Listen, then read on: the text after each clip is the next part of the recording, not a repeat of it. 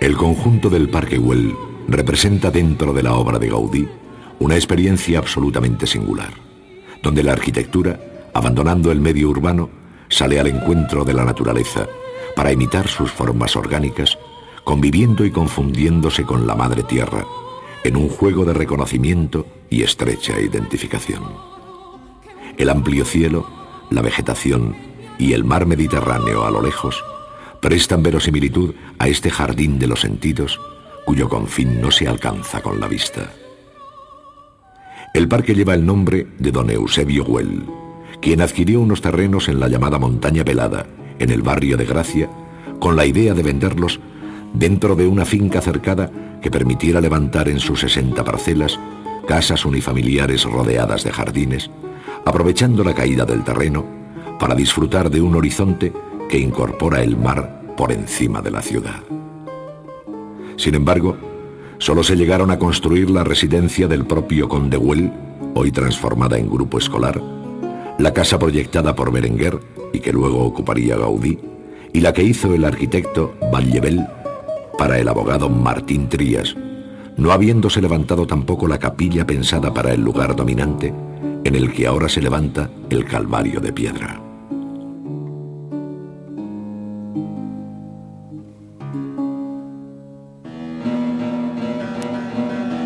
Forma sin forma, en relieve y huidizas, superficies rotas, craqueladas y partidas, colores vivos y apagados, calor y frío, luz y sombra, naturaleza y artificio.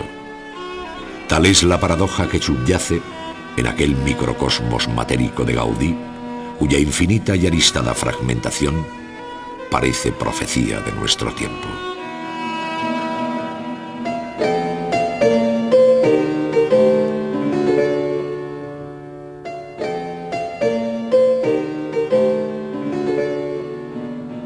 Iniciadas las obras de nivelación del terreno en 1900, lo primero en levantarse fue el cerramiento exterior, que 2 años más tarde se hallaba muy avanzado, al igual que los pabellones de portería.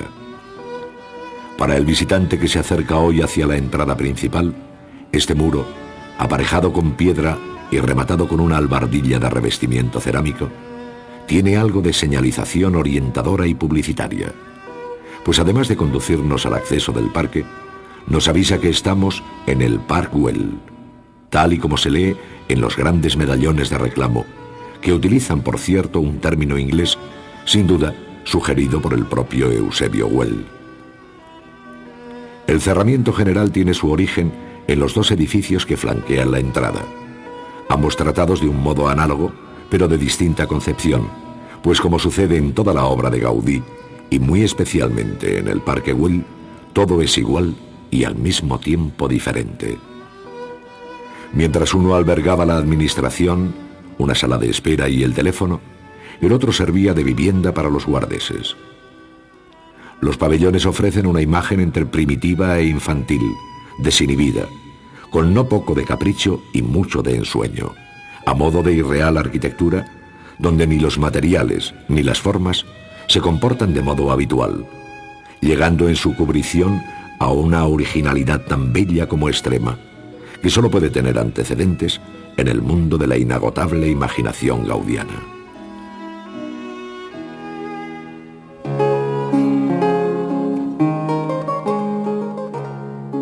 Gaudí tuvo el buen criterio de no alterar el perfil general del terreno, respetando su abrupta naturaleza, a la que supo sacar un brillante partido, como muestra el desarrollo escenográfico de la gran escalinata de ingreso que conduce desde los pabellones de entrada y gruta de espera hasta la altura de la sala hipóstila, cuyas columnas adquieren desde abajo un porte monumental. La escalera, con su doble entrada, encuentros y bancos, dividida en 2 por un entrecortado eje de agua que arroja una serpiente o escupe un prehistórico lagarto, inquietantes guardianes de aquel jardín privado, termina en una solución bífida de gran originalidad. Nada de lo que vemos en este ámbito lo conocíamos con anterioridad. Todo parece sorprendente y llamativo, infunde sospecha y hace sentirnos protagonistas de no sé qué cuento o leyenda cuyo desenlace desconocemos.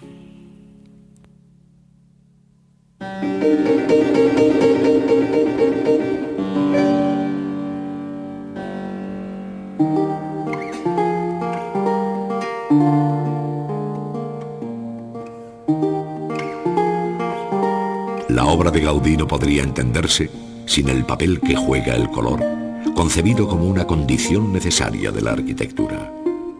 Con el color realza las formas y acentúa su expresión. Con el color fija la luz y hace más abstracta su arquitectura. En el color, en fin, se desdobla el alma de aquel Gaudí, arquitecto y pintor.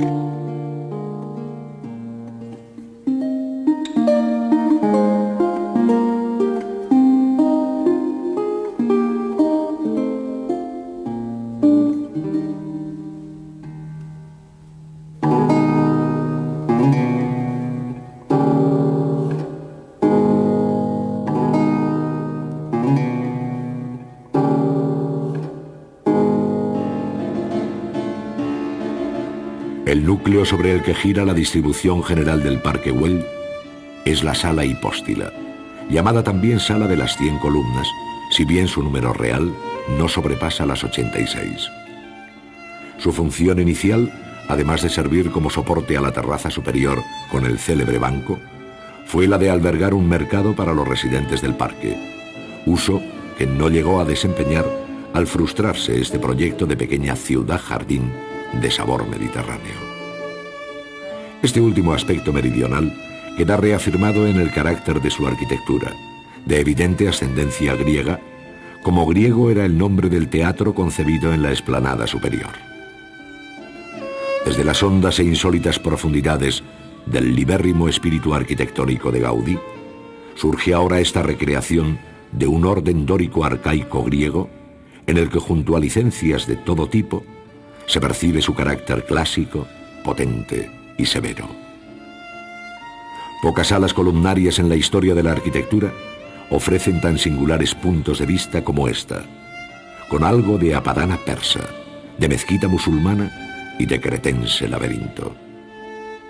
Detalles como el ondulante entablamento con sus triglifos y metopas, o la serie de pequeñas bóvedas de su interior, guarnecidas de fragmentos cerámicos, confirman la paradoja como constante en la arquitectura de Gaudí. En la decoración cromática de estas bóvedas, el maestro contó con el joven talento de otro arquitecto, José María Jujol, a quien se deben los detalles más surrealistas, en los que no dudó incorporar platos, tazas y copas rotas, que luego la distancia armoniza y funde en el efecto buscado.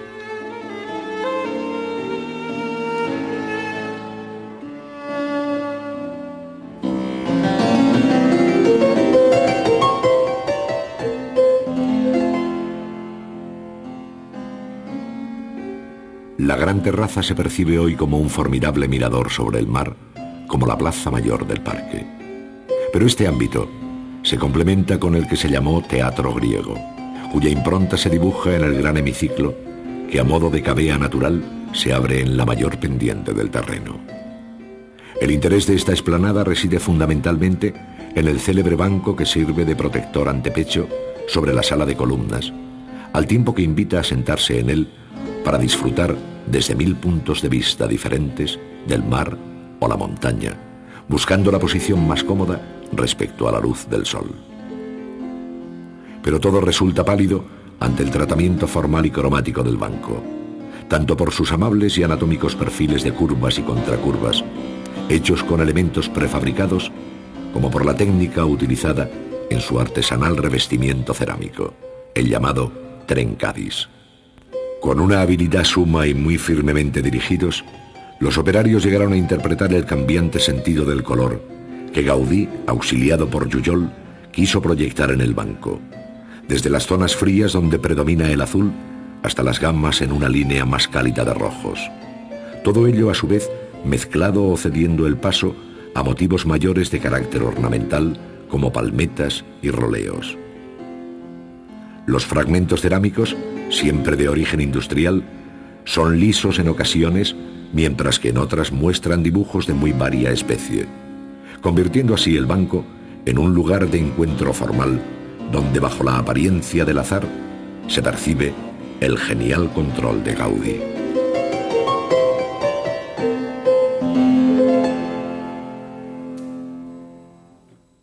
La expresión abstracta de la arquitectura, que debe su forma a imperiosas necesidades constructivas, encontró en Gaudí a un nuevo intérprete, pues desdeñando la rígida composición estructural, buscó su inspiración en las formas orgánicas de la naturaleza, no tanto para imitarlas, como para sentirse libre de la historia.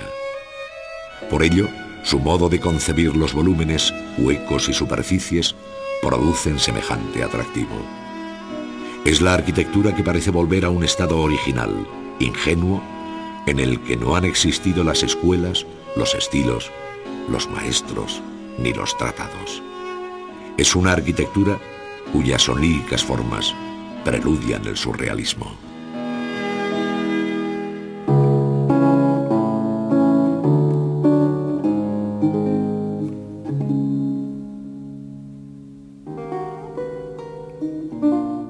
Las calles obedecen a una ondulada trayectoria que busca las curvas de nivel para hacer más suave el acceso a las zonas altas, si bien existen numerosos atajos de recta traza, convertidos en empinadas escaleras.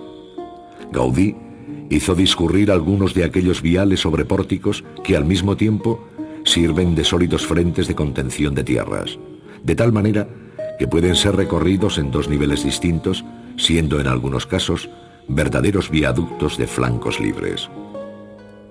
El resultado final es el de un sugerente paseo bajo profundos pórticos de inusitadas perspectivas, en las que los soportes inclinados delatan su mecánica función como elementos de contención.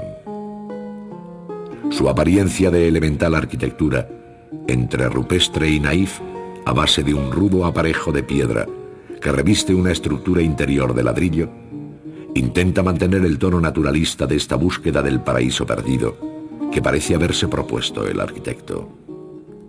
No dudó para ello en imitar en piedra las esbeltas palmeras plantadas entonces, multiplicando igualmente jardineras de análoga apariencia pétrea, en ocasiones elevadas sobre potentes pilares aislados para que la vegetación brotara de la propia arquitectura, entendida ahora como segunda naturaleza, tal y como quedó definido el pintoresco conjunto del Parque Güell en 1914.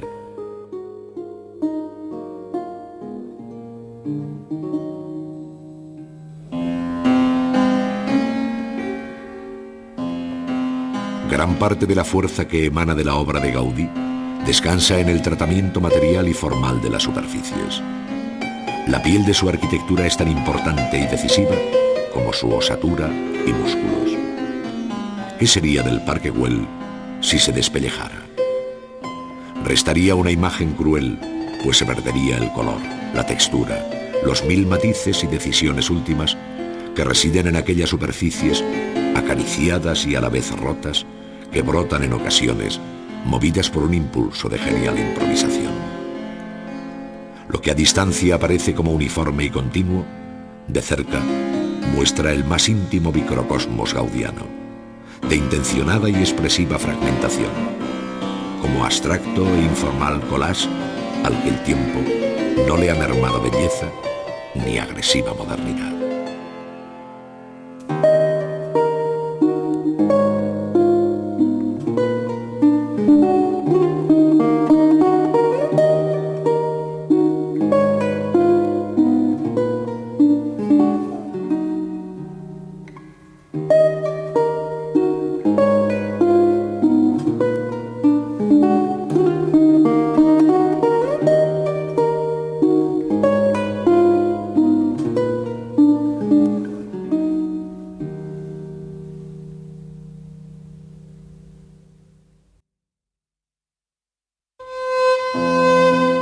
Durante el siglo XIX, La sociedad española vivió un periodo de permanente agitación.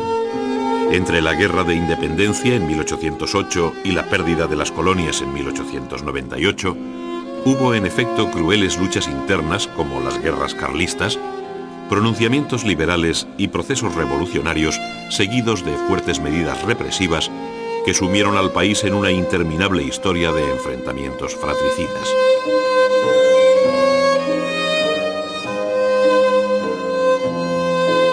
Este fue el alto precio que la sociedad hubo de pagar por la liquidación de un régimen absolutista en favor de una monarquía parlamentaria, sin olvidar la experiencia breve de la Primera República, lo cual, unido a otros factores económicos y culturales, supuso un lento pero seguro avance en la modernización de la sociedad española.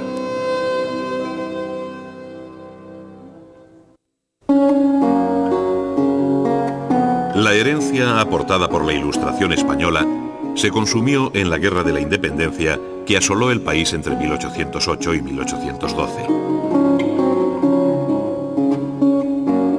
Al conflicto internacional contra la hegemonía napoleónica se sumó el conflicto civil entre los herederos del orden antiguo, fernandinos y afrancesados, y entre aquellos y los liberales, suponiendo todo ello una importante quiebra en nuestra historia.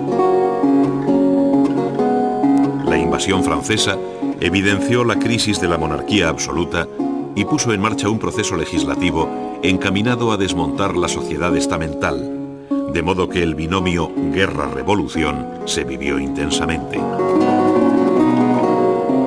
Las Cortes, reunidas en Cádiz, sancionaron la Constitución de 1812, carta magna del liberalismo, cuya influencia se dejó sentir en Europa y América.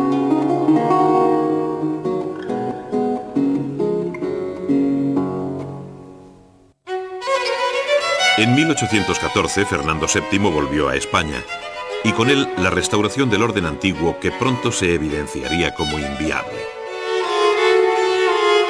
El déficit del Estado se vio agravado por el proceso de la independencia americana, mientras que el orden social resultaba profundamente alterado por la crisis agraria y la oposición liberal en los núcleos urbanos. En 1820 triunfó el pronunciamiento de Riego en Cabezas de San Juan, imponiendo la vuelta al sistema constitucional, pero la dinámica del trienio liberal puso de manifiesto la división del liberalismo y su escaso peso en el conjunto del país. Fue una intervención extranjera, la de los 100.000 hijos de San Luis, cumpliendo el mandato de la Santa Alianza, la que volvió a implantar el absolutismo.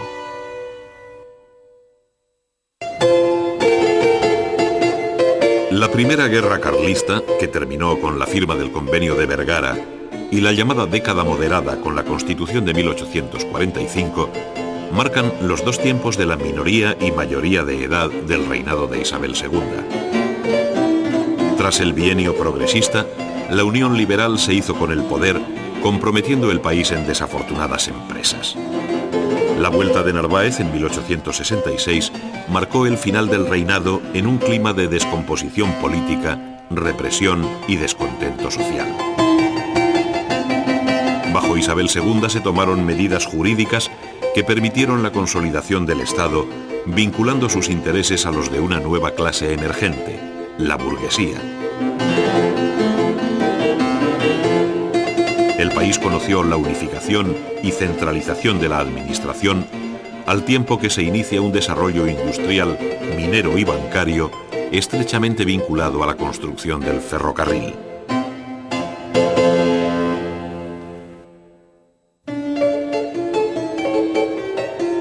Entre 1868 y 1874, el país conoció un cambio en el orden político, pues tanto con Amadeo I de Saboya como durante la Primera República hubo un orden democrático basado en el sufragio general masculino, la libertad religiosa y las de prensa y asociación. Sin embargo, los apoyos sociales fueron débiles y una triple guerra, la cubana, la carlista y la cantonal, impidió su consolidación.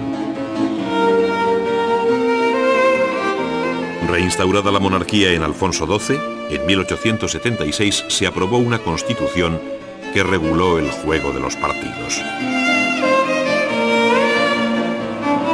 A su muerte y bajo la regencia de María Cristina, España sintió el impacto de la crisis económica finisecular, sobre todo en el sector agrario, donde tuvo fuertes repercusiones sociales, al tiempo que con el crecimiento de la industria, el asociacionismo obrero alcanzaba su mayoría de edad. El comienzo de una nueva insurrección en Cuba y la derrota de la flota española en Cavite por Estados Unidos tuvo hondas repercusiones en la política interna y en el orden territorial, donde no solo se perdió aquella isla y Puerto Rico, sino también los archipiélagos del Pacífico, esto es, Filipinas, Carolinas, Marianas y Palau. El sistema de la Restauración resistió, pero los supuestos ideológicos que lo sustentaban sufrieron un importante quebranto. La eclosión de los nacionalismos, especialmente el catalán, pero también el vasco y gallego, y el despegue del Partido Socialista, movilizan desde distintas instancias a la sociedad.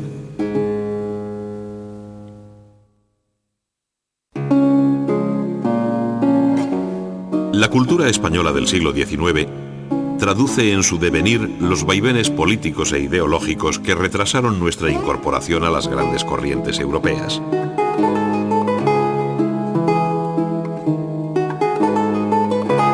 La Guerra de Independencia y el absolutismo fernandino representaron un aislamiento que bajo Isabel II se intentó paliar.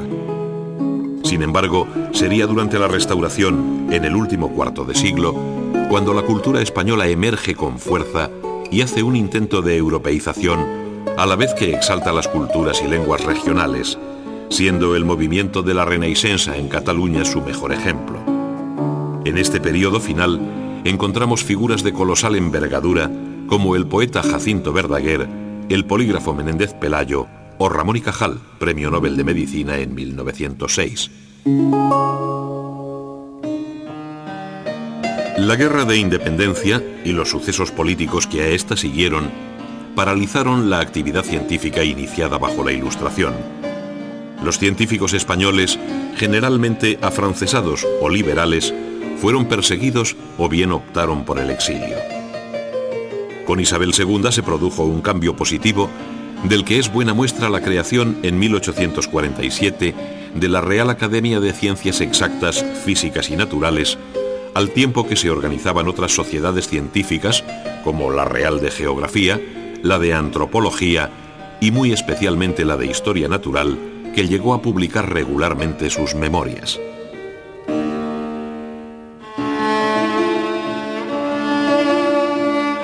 Razón y fe siguieron siendo dos enemigos tan irreconciliables como lo fueron liberales y absolutistas.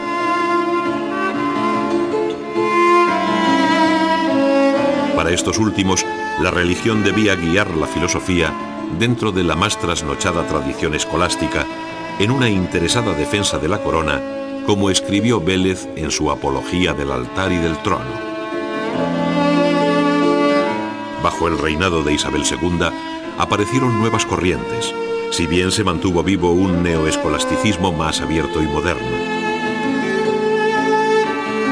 Mientras el pensamiento católico tradicional de raíz tomista encuentra su mejor expresión en el criterio de Balmes, la introducción de la filosofía ecléctica de Krause se debe a Julián Sanz del Río, seguido por Francisco Giner de los Ríos, fundador de la Institución Libre de Enseñanza.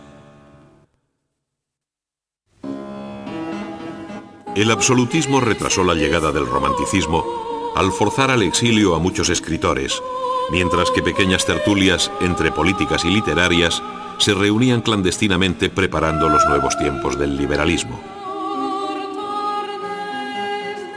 La prosa de Larra y la poesía de Espronceda son las más representativas del primer romanticismo, que tuvo en Zorrilla y Bécquer su colofón lírico más sobresaliente, sin olvidar a Rosalía de Castro, Campo Amor y Gabriel y Galán.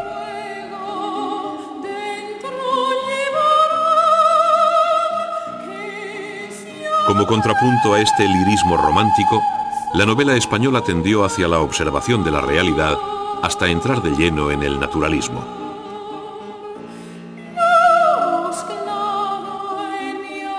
Es el camino que hay entre Fernán Caballero y Blasco Ibáñez con los obligados eslabones intermedios de Valera, Pereda, Pérez Galdós, Clarín y Emilia Pardo Bazán.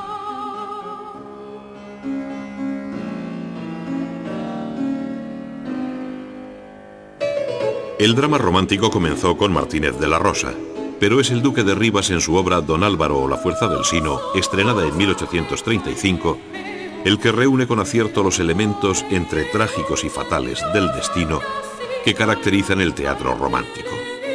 Este se vio acompañado de bellas escenografías que hicieron las delicias de aquella sociedad que se dejó arrastrar por los dramas históricos, renovando viejos temas como el Tenorio de Zorrilla, ya tratado por Tirso de Molina, o tejiendo dramas en competencia con los cuadros de historia, como La locura de amor, de Tamayo y Baus, cuyo asunto había inspirado el célebre cuadro de Pradilla sobre Juana la Loca. El teatro español culmina el siglo con Echegaray, Premio Nobel de Literatura en 1904. En el panorama de la música europea, España juega un papel menor. Entre la fundación del Conservatorio Nacional de Música en 1830 y la creación de la Sociedad Filarmónica de Madrid en 1901, solo unos pocos nombres propios y el amplio campo de la zarzuela. Entre aquellos, además de Pedrell, destacan los también catalanes de Albéniz y Granados, quienes desde el piano como concertistas, pero sobre todo como los felices compositores de Iberia y Goyescas, encarnan la mejor música española del siglo XIX. A imitación de la ópera italiana, como sucede con Arrieta, si bien el predominio absoluto responde al llamado género chico, en el que sobresalieron Barbieri y Chapí.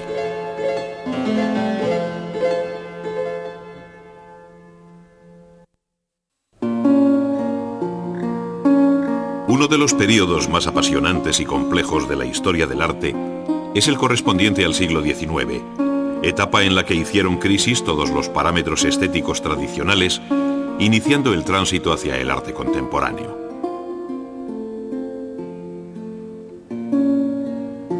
En estos años, el arte europeo sufrió las mismas sacudidas que experimentó la sociedad en un continuo proceso revolucionario. Determinados movimientos artísticos tuvieron algo de manifiesto político por el modo beligerante de irrumpir y reaccionar contra el gusto establecido. Así, la pintura romántica hizo frente a la tradición neoclásica para ser ella misma atacada por el realismo, contra el que a su vez reaccionó el impresionismo. Cuando éste parecía encarnar la visión pictórica más revolucionaria, el neoimpresionismo mostró un nuevo modo de concebir la pintura. Todo ello sucedió en muy breve tiempo y teniendo a París como núcleo experimental, lo que hizo de esta ciudad la capital del arte de vanguardia, a la que acudirían los artistas y marchantes de todo el mundo.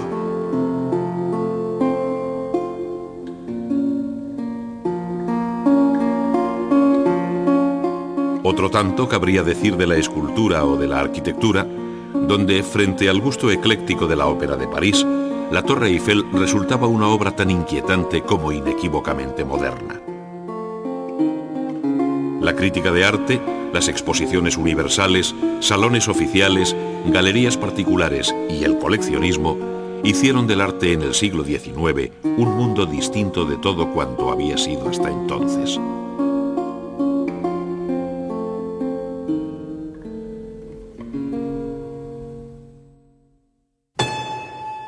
El arte del siglo XIX atravesó un rico arco de experiencias que, partiendo del neoclasicismo gestado en la Academia, finalizó en torno a 1900 con el arte modernista.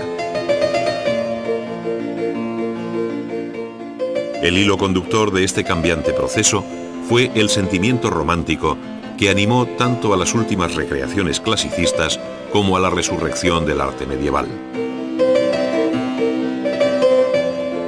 Así, clasicismo e historicismo se convirtieron en expresiones comunes que definen formalmente sentimientos análogos, pero fue el lenguaje ecléctico, tolerante, liberal e integrador el que mejor explica el espíritu de este siglo de grandes contrastes que sentó las bases del arte moderno. El arte español ofrece una irrefutable prueba, pues el mismo siglo vio la producción final de Goya y la temprana pintura de Picasso.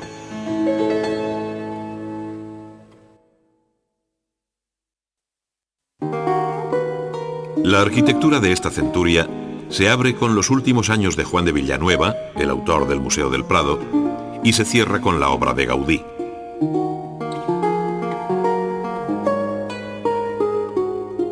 Entre uno y otro se encuentran episodios dispares que jalonan escalonadamente la arquitectura del siglo XIX. En primer lugar, aquella de tradición clásica sustentada desde la Academia. A esta siguió el historicismo, que fue recuperando la memoria de los estilos medievales por aquellos arquitectos formados en las nuevas escuelas de arquitectura de Madrid y Barcelona.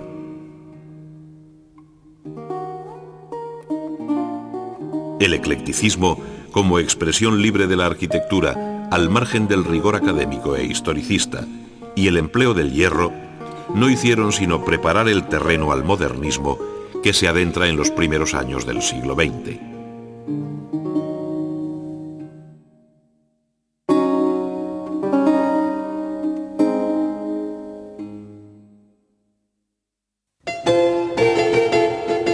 Durante el siglo XIX, la arquitectura empleó diferentes lenguajes, haciéndose eco de los movimientos estéticos que se sucedieron en esta centuria.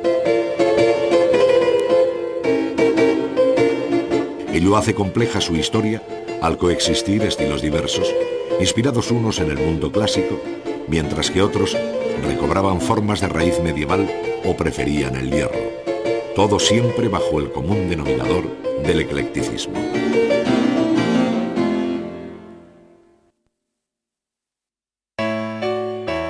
La arquitectura neoclásica, ligada a la imagen del absolutismo, se mantuvo durante el reinado de Fernando VII. A los discípulos de Villanueva se deben las obras levantadas en Madrid tras la Guerra de Independencia, como la Puerta de Toledo y el Obelisco del 2 de Mayo.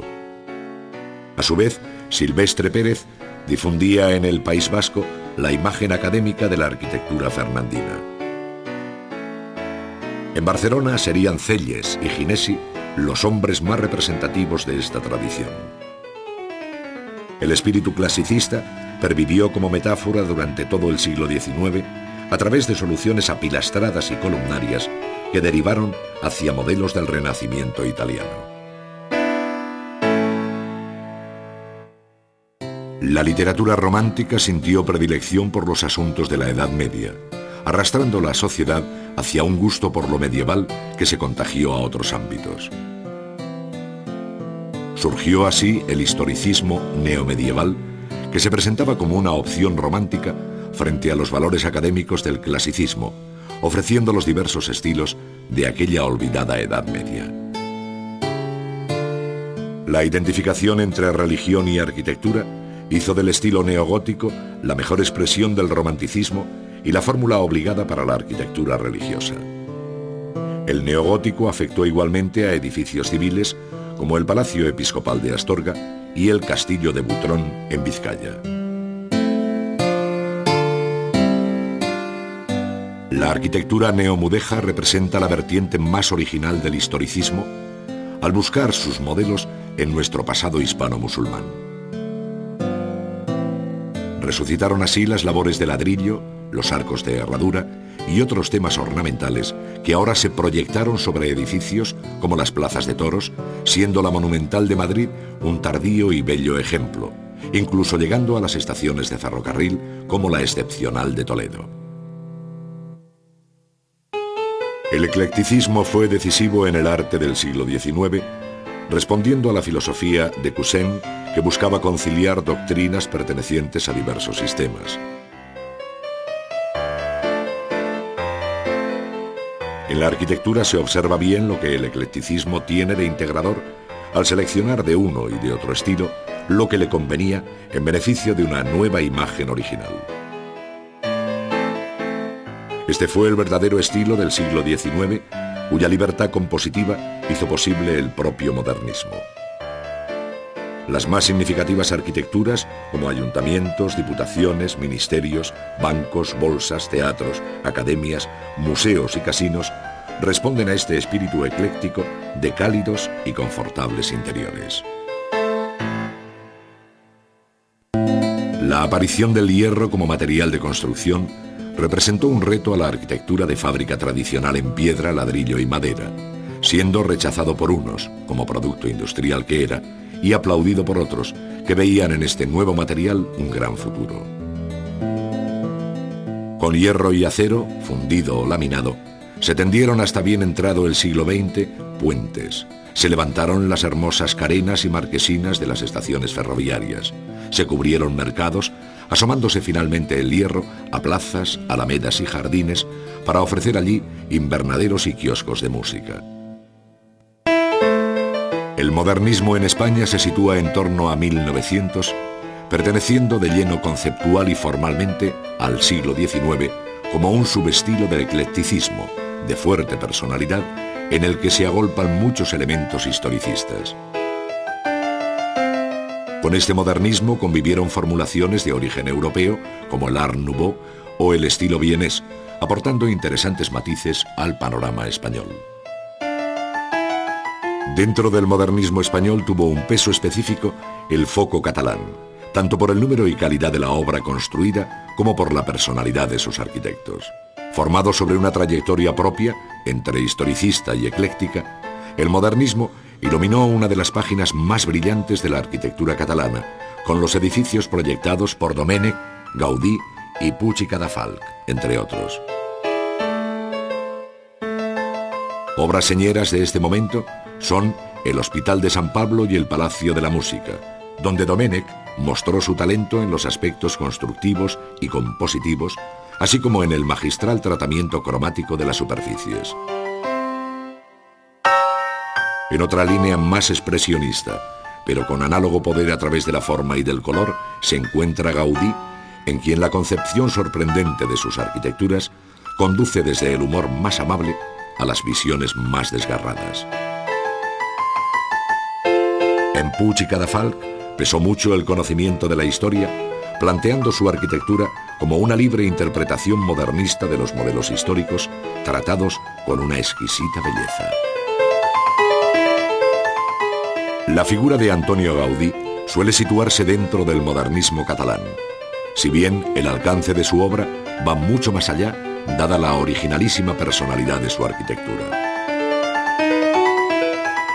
Nacido en 1852, se formó en la Escuela de Barcelona, siendo sus primeros proyectos de un eclecticismo historicista evidente, como sucede en la Casa Vicens de Barcelona y en el Capricho de Comillas en Santander. En estas obras ya se adivina el talento innovador de Gaudí, que hizo de cada proyecto un mundo nuevo, tanto en el orden compositivo como en el constructivo. Esta capacidad de invención se puso de manifiesto en el Palacio del Conde Güell, su temprano protector, o en el proyecto de la Sagrada Familia. Después de 1900, hizo la Casa Batlló y la Pedrera, así como el conjunto del Parque Güell. Fallecido en 1926, su arquitectura es admirada hoy como la obra de uno de los más grandes creadores de la historia.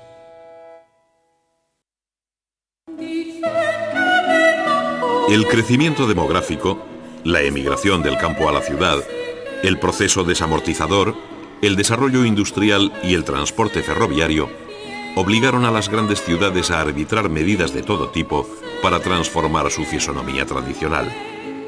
Por un lado, se procedió a la reforma del interior de los viejos núcleos, abriendo nuevas plazas, ensanchando y haciendo rectas sus calles, dotándolas de mercados y creando jardines. Sin embargo, fueron más importantes las operaciones periféricas, como los llamados ensanches, que, como alternativa a la vieja ciudad, permitieron extender su plano de acuerdo con un esquema de regular distribución de calles y manzanas, tal como idearon Ildefonso Cerdá para Barcelona y Carlos María de Castro para Madrid.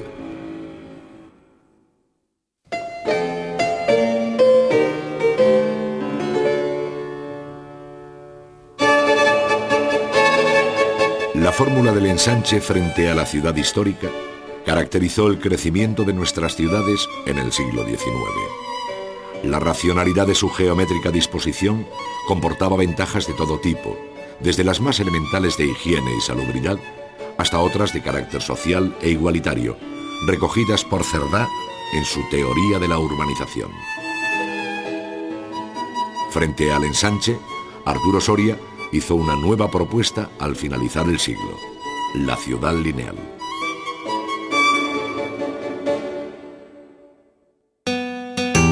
El ingeniero Ildefonso Cerdá proyectó el ensanche de Barcelona, aprobado en 1859. El casco viejo, aislado por unas rondas, quedaba dentro de una extensa cuadrícula atravesada diagonalmente por dos grandes vías que se cruzan en la gran plaza de las Cortes catalanas, donde coinciden con una tercera vía axial y paralela al mar.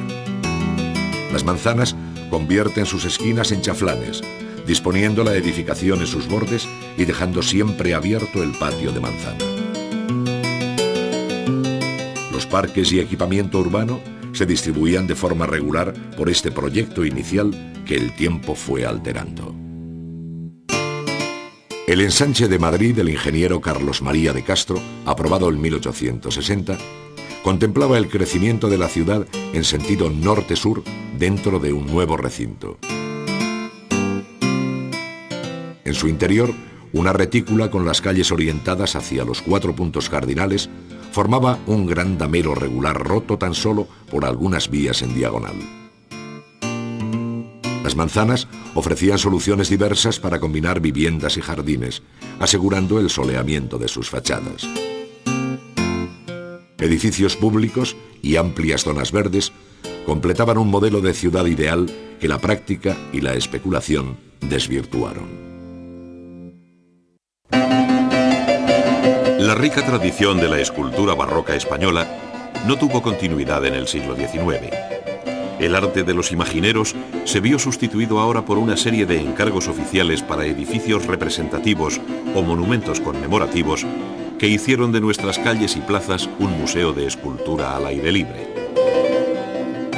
Militares, políticos, banqueros y literatos fueron el objetivo de los escultores, que dejaron en un segundo término los temas religiosos, al tiempo que abandonaron la talla en madera por el trabajo en bronce y mármol. Las exposiciones nacionales de bellas artes, creadas bajo Isabel II, supusieron un leve incentivo para nuestros artistas que estilísticamente derivaron hacia un realismo matizado por el talento personal de cada escultor.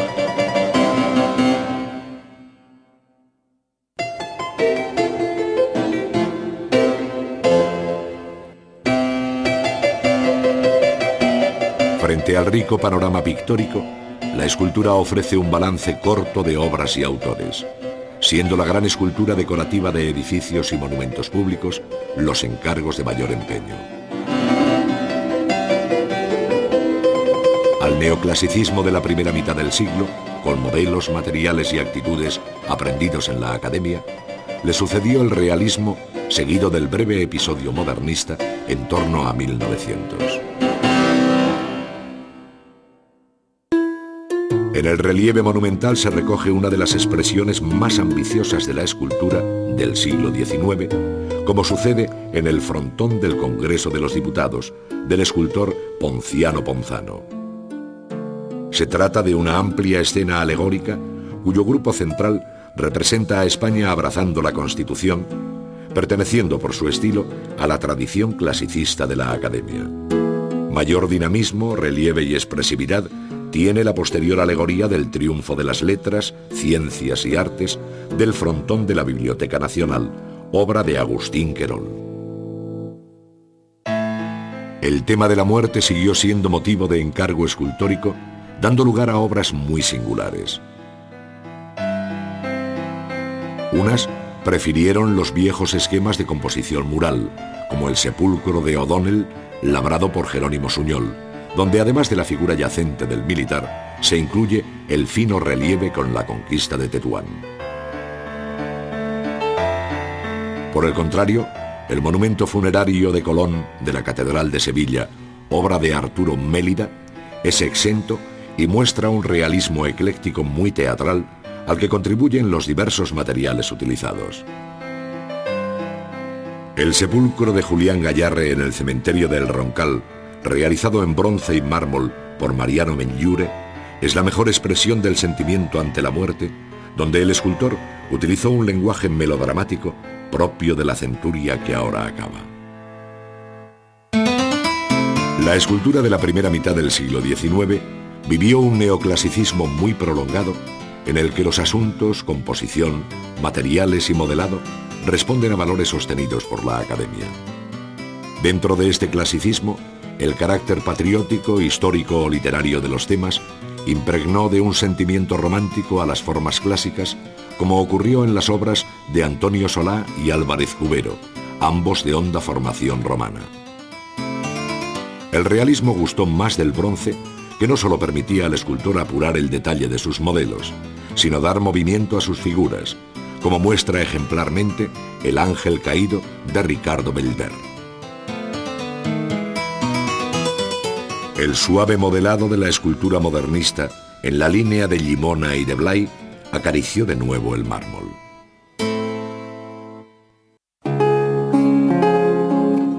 La personal obra de Goya, como testimonio excepcional del primer cuarto del siglo XIX, convivió con el tardío espíritu dieciochesco y cortesano refugiado en la Academia. No obstante, la influencia francesa de matiz neoclásico pronto contagió a otros pintores, mientras que la estancia en Roma de algunos artistas y pensionados dio lugar a una rápida sucesión de estilos y tendencias que fueron abriéndose paso a lo largo de la centuria.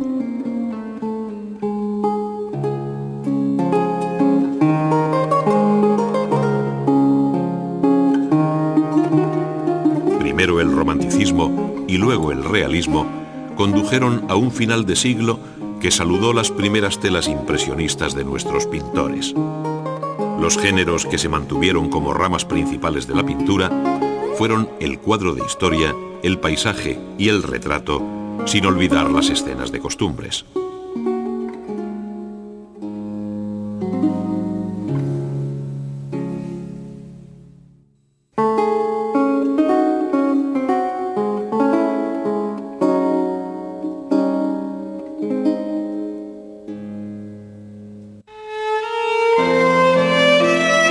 La pintura de este siglo traduce fielmente la difícil y cambiante circunstancia histórica que le tocó vivir.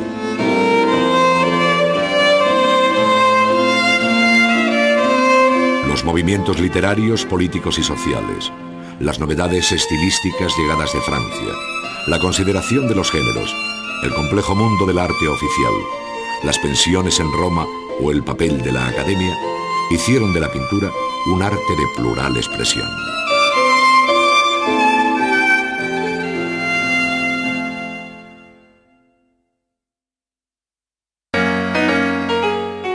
En el siglo XIX los pintores encarnaron el ideal del artista y la pintura representó el arte por excelencia. Las exposiciones nacionales giraron en torno a su obra, donde la escultura y la arquitectura eran mero acompañamiento. La crítica de arte y el público se manifestaba en favor de este o aquel pintor, con el mismo calor con que se discutía la actualidad política o literaria. Esta relación entre el artista y la sociedad de la que depende otorgó al pintor un protagonismo desconocido en otro tiempo, cuando quedaba desdibujado por la propia obra que el rey o la iglesia le encargaba. La vida larga de Goya, pues había nacido en 1746, así como la fecunda producción del pintor, hacen que su obra recoja ambientes y personajes que van desde el absolutismo de la época de Carlos III hasta la hora del liberalismo que conoció el reinado de Fernando VII, después de la Guerra de Independencia. De este episodio nos legó un impresionante testimonio en los fusilamientos de la montaña del Príncipe Pío, así como en la serie grabada de los desastres de la guerra. Antes de partir para Burdeos, donde murió en 1828, dejó en la Quinta del Sordo las enigmáticas pinturas negras que con algunos retratos, temas religiosos y las series de la tauromaquia y los proverbios representan lo más notable de su producción final. Genaro Pérez Villamil es uno de los pintores más destacados del romanticismo español, cultivando de modo preferente el paisaje y las vistas de monumentos, influidas estas por el escocés David Roberts. Liberal, amigo de Zorrilla y viajero por Europa, expuso en París, donde se publicó su serie litográfica España artística y monumental, Murió en 1853 a los 47 años de edad. Federico de Madrazo perteneció a una larga familia de pintores viviendo entre 1815 y 1894. Su formación inicial junto a su padre se completó con una estancia en París, en el taller de Ingres, y un viaje a Roma, donde conoció a los nazarenos. Llegó a ser el mejor retratista del siglo XIX, dejándonos una serie excepcional de bellísimos y elegantes retratos, especialmente los femeninos. La diferenciación estilística entre unos y otros pintores no siempre resulta fácil, pues a las evidentes y objetivas diferencias técnicas hay que sumar algo tan subjetivo como es el propio sentimiento y concepto de la pintura, que en definitiva acaba adscribiendo a unos y otros pintores a una determinada tendencia, siempre al amparo de un generalizado eclecticismo. La pintura neoclásica se caracterizó por el sólido dibujo, colores fríos y una concepción estática de la composición que parecía competir con el mundo de la estatuaria clásica. Así lo evidencia la muerte de Viriato de José de Madrazo, discípulo de David, en París. La pintura romántica reaccionó contra los asuntos y técnica de la pintura neoclásica en beneficio de los temas medievales y costumbres populares, todo interpretado con un fuerte verismo, a veces de abocetada ejecución, como hicieron los seguidores de Goya. Pero la pintura romántica esconde otros rincones de difícil precisión, donde hallamos también un disciplinado dibujo, cierto academicismo y la tendencia al empleo de una paleta cálida, donde los distintos géneros dejarían ver la fuerza del sentimiento por encima de la técnica para ser considerada como tal pintura romántica. Del realismo como representación pictórica de los objetos participaron todos los pintores del siglo XIX. Pero el realismo tuvo otra dimensión más honda y distinta del realismo de taller, buscando sus temas en la vida cotidiana del campo, de la ciudad o en el mundo del trabajo. Este realismo social fue abordado con distinto éxito por un amplio número de pintores al finalizar el siglo.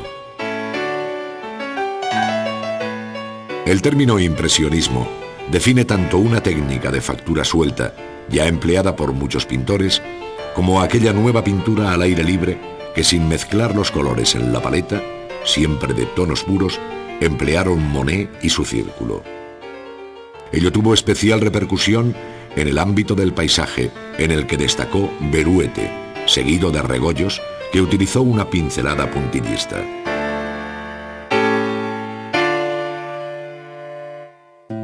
Si bien los pintores abordaron todos los temas posibles, incluyendo el asunto religioso y los temas mitológicos, el cuadro costumbrista, el retrato y el paisaje, concebidos para vestir los salones de la burguesía, así como el gran cuadro de historia, entendido como gesta pictórica para alcanzar una medalla de honor en las exposiciones nacionales, fueron los géneros principales. La pintura de costumbres populares conoció interpretaciones varias, como la de la familia sevillana de los Bécquer o las más vivas y espontáneas de Alenza y Lucas. El pequeño cuadro de género, o tablotem, contó entre nosotros con el excepcional pintor y grabador Mariano Fortuny, dueño de una técnica preciosista con la que fue recreando escenas varias, inspiradas muchas veces en temas marroquíes, como también hizo Lameyer. El retrato fue el género más firme de la pintura española a lo largo del siglo XIX, inaugurado con los retratos de Goya, a los que seguirían aquellos de factura académica debidos a Vicente López. El retrato romántico encontró en Esquivel, Gutiérrez de la Vega, pero sobre todo en Federico de Madrazo, sus mejores valedores. Su hijo Raimundo de Madrazo y Sorolla enlazan con la pintura del siglo XX. Tras el breve episodio del idealizado paisaje romántico encabezado por Pérez Villamil y Rigal, este género cobró mayor importancia con la visión realista aportada por Carlos Saez en Madrid y Ramón Martí y Vayreda en Cataluña. En torno a 1900, e influenciados por el impresionismo, encontramos un grupo excepcional de paisajistas junto a Beruete y Regoyos, como son los catalanes Meifrén, Jimeno, Mir y Rusiñol, además del valenciano Joaquín Sorolla, que en 1909 ya había expuesto sus obras en París, Londres y Nueva York. En una época historicista como el siglo XIX, no es de extrañar la importancia de este género tan relacionado con el arte oficial de las exposiciones nacionales. Por ellas desfilan los grandes episodios de la historia de España, interpretados por Casado de la Lisal, Gisbert o Pradilla. Entre todos destaca Eduardo Rosales y su Testamento de Isabel la Católica, premiado en Madrid en 1864 y en la Exposición Universal de París en 1867.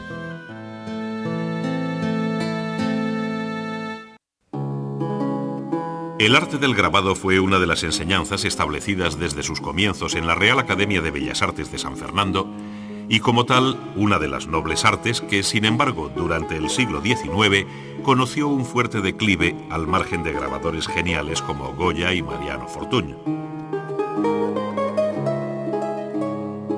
No obstante, esta caída del grabado calcográfico se vio equilibrada por nuevas técnicas como la litografía y la xilografía, que hicieron posible el capítulo del grabado romántico, bien ilustrando ediciones tan características como Recuerdos y Bellezas de España, obra maestra debida al barcelonés Parcerisa, bien incorporándose a la prensa periódica con viñetas y estampas como las que Calixto Ortega grabó para el Semanario Pintoresco Español.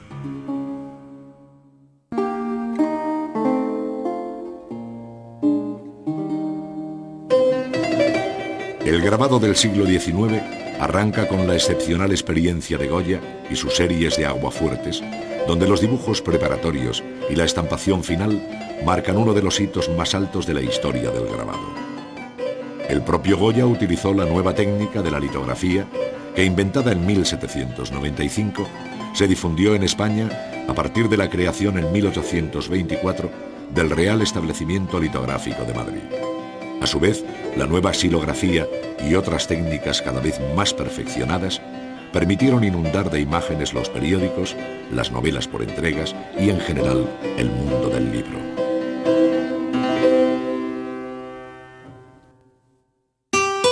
Goya grabó sus conocidas series entre 1799 y 1824, pero antes ya había utilizado la técnica del grabado desde que estampara Una huida a Egipto en 1771. Luego vendrían las copias de Velázquez y soberbios grabados originales como El agarrotado. El pintor empleó magistralmente todas las técnicas conocidas, incluyendo la litografía con la que grabó Sus toros de Burdeos en 1825. La actividad de Goya como grabador se pone en relación con periodos de crisis y enfermedad que, alejándole de la pintura, le permitía recogerse en el dibujo, plasmando ideas que luego pasarían a los grabados. En torno a 1797, y a raíz de su sordera, preparó el llamado Álbum de Madrid con intención de grabar una serie de sueños que en 1799 aparecieron bajo el título de Caprichos. En sus 80 planchas, grabadas al aguafuerte y al aguatinta, Goya hizo una mordaz crítica a la sociedad de su tiempo, amparándose en que el sueño de la razón produce monstruos. La afición de Goya a los toros, como ya se deja ver en algunas pinturas, le llevó a dibujar y grabar las 33 planchas de la tauromaquia entre 1815 y 1816, es decir, cuando trabajaba en la serie de Los Desastres. El carácter narrativo de esta serie taurina parece inspirarse en la carta histórica sobre los orígenes y desarrollo de la tauromaquia en España, de Nicolás Fernández Moratín. Esto explica que en los grabados aparezcan desde el Cid Campeador y Carlos V hasta la cogida del célebre Pepeillo o las habilidades de Pedro Romero. La Guerra de Independencia inspiró esta serie que Goya había propuesto titular Consecuencias fatales de la sangrienta guerra llevada por España contra Bonaparte y otros caprichos enfáticos. En las 80 planchas, dibujadas y grabadas entre 1810 y 1820, pero no publicadas hasta 1863, se ponen de manifiesto los horrores de la guerra de la que fue testigo, por lo que hay grabados que al pie dicen: yo lo vi. El lenguaje expresionista con que sintetiza las escenas de barbarie y la maestría alcanzada con el aguatinta sitúan esta serie entre las más grandes de la historia.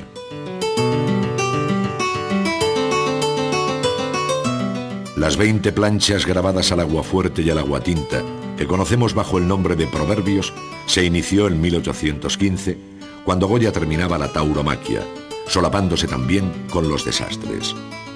En 1824 estaba ya acabada, pero no se publicaría hasta 1867.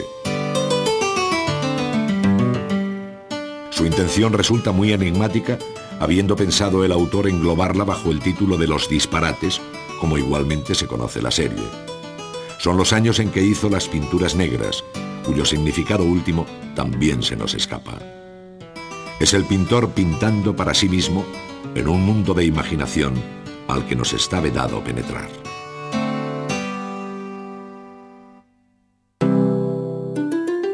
El abandono del grabado calcográfico fue compensado por el aguafuerte. Estas técnicas, a su vez, fueron desplazadas por la mayor sencillez de la litografía, que permitía al propio artista dibujar con facilidad sobre la plancha de piedra, sin necesidad de la acción intermedia del grabador.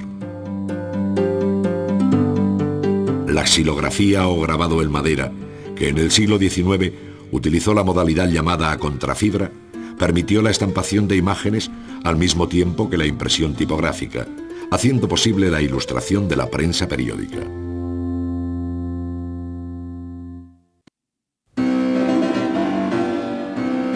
Una nueva clientela, esencialmente burguesa, y un anónimo proceso industrializador que tiende a la fabricación en serie, caracterizaron estos años en los que se tendió a imitar las artes suntuarias de moda en Europa.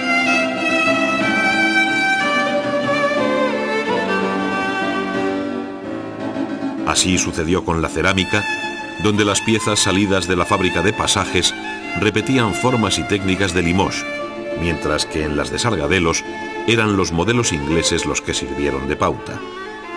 Por otra parte, el mueble siguió los pasos estilísticos de la arquitectura desde el clásico estilo imperio hasta el más innovador modernista.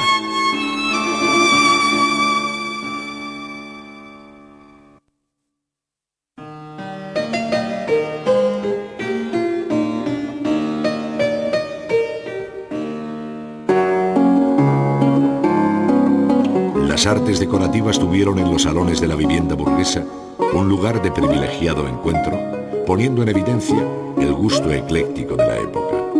Un variado mobiliario con predominio de los estilos Luis XV y Luis XVI puso fin a los modelos neoclásicos de estilo imperio, cerrándose el ciclo con el vibrante estilo modernista.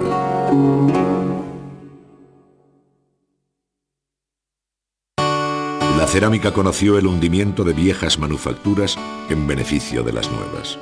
En 1850 se cerró la fábrica de la Moncloa, que había producido finas piezas de porcelana con bordaduras doradas en torno a escenas de género y paisajes.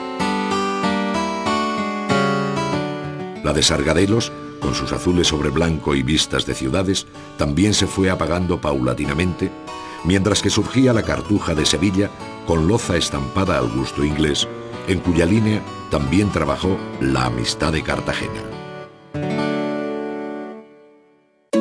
El diseño modernista afectó a todas las artes decorativas, siendo espectaculares los cambios formales introducidos en el mobiliario. En él se observan las distintas tendencias de los diseñadores, donde no faltaron los grandes nombres de la arquitectura. Mientras unos prefirieron las formas libres y naturalistas, otros plantearon esquemas de mayor estabilidad y rigor geométrico. Los muebles de Gaudí, tapizados o concebidos exclusivamente en gruesas piezas de madera vista, transmiten en sus perfiles y detalles el expresionismo informal que anima toda su obra. Una vía más amable y delicada es la de Gaspar Omar, maestro insuperable en el arte de la marquetería polícroma, con la que consiguió efectos pictóricos en las bellísimas composiciones, plenas de ritmo y gracia, que enriquecen sus muebles.